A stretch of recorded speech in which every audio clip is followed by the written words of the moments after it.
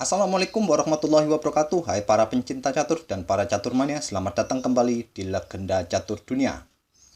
Tiga anak muda inilah prodigi-prodigi asal India yang lagi naik daun. Nihal Sarin, Domaraju Gukes, dan Ramesbabu Pragnananda. Kita sudah ulas permainan Gukes, kali ini kita akan ulas permainan Ramesbabu Pragnananda. Pemuda kelahiran 10 Agustus 2005 ini mendapatkan gelar Grandmasternya tahun 2018 lalu. Dan sekarang elo ratingnya sudah di atas 2600 lebih. Dia juga pernah mengalahkan Super Grandmaster sekelas Vasilin Topalov yang mantan juara dunia tahun 2005 di turnamen Gibraltar Master 2020 lalu. Seperti apakah permainan Pragnananda saat mengalahkan Topalov tahun lalu itu, kawan-kawan? Kita langsung saja lihat permainannya. Ramesbabu Pragnananda di sini memegang putih, Vasilin Topalov memegang hitam. Pragnananda mengawali permainan dengan pion E4 dibalas dengan pion E6, pion D4 dan pion D5, French defense. Pragnananda melanjutkan dengan kuda C3, kuda F6 dan pion E5. Ini adalah variasi klasik dari French defense. Di beberapa video sebelumnya kawan-kawan saya sering menunjukkan macam-macam variasi French defense, jadi kali ini tidak akan saya sebutkan lagi. Topalov melanjutkan dengan melangkahkan kuda ke D7 menghindari ancaman pion dan pion F4 lanjut Pragnananda. Dan pion C5 balas Topalov. Jika kalian sering melawan French defense kawan-kawan, pastinya langkah pion C5 ini tak asing lagi bagi kalian. Atau bisa dibilang pion C5 ini adalah langkah standar untuk mengcounter pion pusat putih. Permainan dilanjutkan Pragnananda kuda F3, gajah hitam E7, gajah putih E3, dan pion B6. Memperkuat posisi pion C5-nya, jika putih memutuskan pion pukul pion, maka pion hitam ini akan pukul balik, sehingga posisi pion di petak pusat masih akan tetap solid. Atau juga dengan melangkahkan pion B6 kawan-kawan, putih menyiapkan diagonal petak terangnya bagi gajahnya untuk berkembang di langkah-langkah berikutnya. Pragnananda melanjutkan menteri ke D2, kuda hitam C6, gajah putih E2, dan di langkah berikutnya kedua pemain rokade pendek. Dan di langkah berikutnya ini kawan-kawan, Topalov memulai inisiatifnya, memulai baku hantam pion pukul pion. Dipukul balik kuda, kuda pukul kuda, dipukul balik oleh gajah, dan kuda hitam ke B8, mencoba bermanuver kembali ke petak C6. Dan mungkin juga kan langkah kuda ke petak B8 ini untuk menyiapkan atau mengosongkan petak bagi gajah di petak D7, ataupun mendukung gajahnya untuk bertarung dengan gajah petak terang putih di petak A6. Di sini Pragnananda merespon dengan gajah mundur ke F2, menghindari ancaman mungkin kuda lompat ke petak C6. Tapi Topalov lebih memilih gajah ke A6 menantang pertukaran gajah petak terang. Tantangan diterima, gajah pukul gajah, dipukul balik oleh kuda, dan pion F5 lanjut Pragnananda. Pengorbanan pion sementara kawan-kawan dari putih, karena setelah pion pukul pion, nantinya kuda akan pukul balik pion hitam ini. Dan biasanya dalam permainan French defense kawan-kawan, memang seringkali putih merasa kewalahan untuk membongkar struktur pion French defense yang seperti ini. Pion F5 inilah salah satu cara untuk membongkarnya, dan Pragnananda pun memilih langkah pion F5 ini. Topalov melanjutkan pion pukul pion. Seperti yang saya sebutkan tadi, simpel bagi Pragnananda melanjutkan langkahnya dengan pukul pion hitam D5 dengan kuda. Dia tidak perlu khawatir akan kudanya kawan-kawan, karena di langkah berikutnya pion C4 ini bisa menyokong kudanya. Topalov melanjutkan langkahnya dengan kuda ke B4, menyerang kuda. Menteri tidak bisa pukul kuda hitam kawan-kawan karena kuda hitam ini sudah di backup oleh gajah hitam. Ataupun kuda putih tidak bisa pukul kuda hitam karena terbuka lajur D bagi menteri hitam untuk pukul menteri putih. Mungkin di sini putih bisa melakukan pertukaran kuda dengan gajah hitam. Kuda pukul gajah mendapatkan tempo untuk skak raja hitam. Tapi langkah ini tidak dipilih oleh Pragnananda kawan-kawan, memilih membackup kudanya dengan pion C4. Dan jika kuda hitam tetap melanjutkan kuda pukul kuda, maka putih akan mempunyai dua pion pusat yang kuat.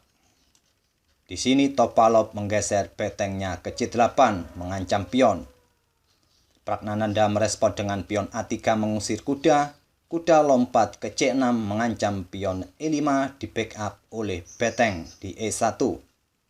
Dan gajah hitam ke C5 menantang pertukaran gajah petak gelap. Tapi sebelum itu, Pragnananda mendorong pion B4 mengancam gajah. Gajah pukul gajah, skak dipukul balik oleh menteri, dan menteri hitam ke D7 melindungi pionnya di peta F5. Pragnananda melanjutkan menteri ke H4. Topalov melangkahkan menterinya kembali ke D8 mencoba menawarkan pertukaran menteri. Dan kita sudah di langkah ke-22 kawan-kawan. Jika dilihat jumlah bidak kedua pemain terlihat masih seimbang. Tapi putih dalam posisi menekan dan unggul posisi. Dan di langkah berikutnya ini kawan-kawan, Pragnananda akan memberikan langkah mematikan. Jika kawan-kawan tertarik untuk menebak langkah dari Pragnananda berikutnya ini, silakan pause video ini untuk beberapa detik dan temukan langkah mematikan dari Pragnananda. Apakah sudah ketemu kawan-kawan? Pragnananda melangkahkan kudanya ke F6 skak, mengorbankan kudanya. Mau tidak mau hitam harus pukul kuda ini karena putih juga memberikan ancaman skak mat dengan menteri pukul pion H7. Tidak mungkin juga menteri hitam yang pukul kuda karena putih akan pukul balik dengan pion. Jadi Topalov memukulnya dengan pion G. Dan selanjutnya kawan-kawan, Pragnananda menggeser betengnya ke D1 mengancam menteri. Jika di posisi ini kawan-kawan, putih langsung memukul pion F6 dengan pion. Hitam akan melangkahkan menterinya ke D4 skak, mengajak untuk bertukar menteri. Momen kemenangan putih akan hilang. Oleh karena itu, di posisi ini kawan-kawan, terlebih dahulu Pragnananda memainkan betengnya ke D1 untuk mencegah menteri hitam skak rajanya di peta D4. Dan di posisi ini juga kawan-kawan, hitam sudah tidak punya banyak pilihan untuk menangkis serangan-serangan putih. Apabila di posisi ini, hitam menggeser menterinya mungkin ke C7 untuk menghindari ancaman dari beteng. Selanjutnya putih akan melanjutkan pion pukul pion dan memberikan ancaman skak mat di langkah berikutnya dengan menteri putih mungkin terlebih dahulu ke peta G5, selanjutnya skak mat di peta G7. Jadi pada posisi ini mungkin raja hitam akan bergeser terlebih dahulu ke H8 dan mungkin akan menggeser betengnya ke peta G8 untuk membantu atau mengontrol peta G7. Tapi putih akan mendorong betengnya naik ke D3. Bersiap untuk membackup menterinya di peta H3 untuk skakmat raja di peta H7. Dan bila hitam bereaksi dengan beteng ke E8 menantang pertukaran beteng, simpel putih akan pukul beteng hitam skak. Setelah dipukul balik oleh beteng hitam, menteri akan ke H6, kembali memberikan ancaman skakmat di peta G7. Bila beteng hitam bergeser ke G8, beteng putih akan bergeser ke H3 untuk skakmat raja dengan pukul pion H7.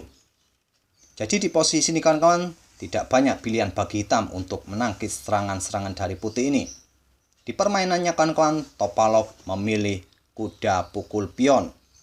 Mengorbankan menterinya, beteng pukul menteri dipukul balik oleh beteng F dan menteri hitam pukul pion F6 mengancam kuda, kuda lompat ke G6, dan pion H4 lanjut Pragnananda berencana untuk tetap mendorong kembali pionnya untuk mengancam kuda. Jika di posisi ini kawan-kawan, menteri putih langsung pukul pion F5, kemungkinan beteng akan pukul pion C4, dan sementara putih tidak akan mempunyai kesempatan lagi untuk mendorong pion di lajur H. Oleh karena itu, terlebih dahulu di posisi ini, Pragnananda langsung memainkan pion H4. Langsung dicegah oleh pion H5 dan beteng bergeser ke F1 bersiap pukul pion F5. Tapi pion didorong ke F4 dan pion G4 lanjut Pragnananda. Sebuah langkah pion yang cukup kuat kawan-kawan untuk merusak struktur pion hitam ini. Apabila di sini hitam memukulnya dengan pion H, putih akan mendorong pion H5 mengancam kuda dan selanjutnya akan mendorong kembali ke H6 memberikan dukungan bagi menterinya untuk skakmat. Jika memukulnya dengan end pasen, menteri akan pukul pion F7 skak. Setelah raja ke H8, menteri akan pukul kuda. Di posisi ini, Topalov memainkan beteng ke D3.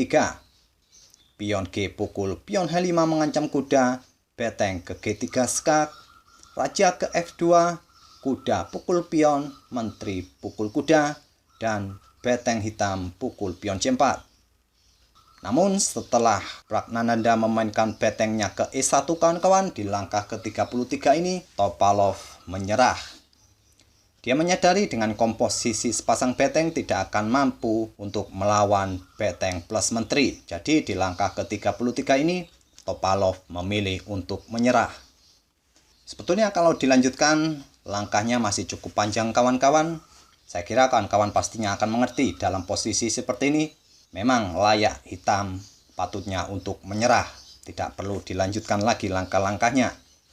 Jika kawan-kawan ingin mengetahui langkah-langkah yang mungkin akan terjadi apabila permainan tetap dilanjutkan, mungkin hitam akan melanjutkan dengan beteng C2 skak, ditutup oleh beteng naik kembali ke C4, beteng putih ke E8 skak, raja ke G7, pion H6 skak, raja ke H7, menteri ke F6.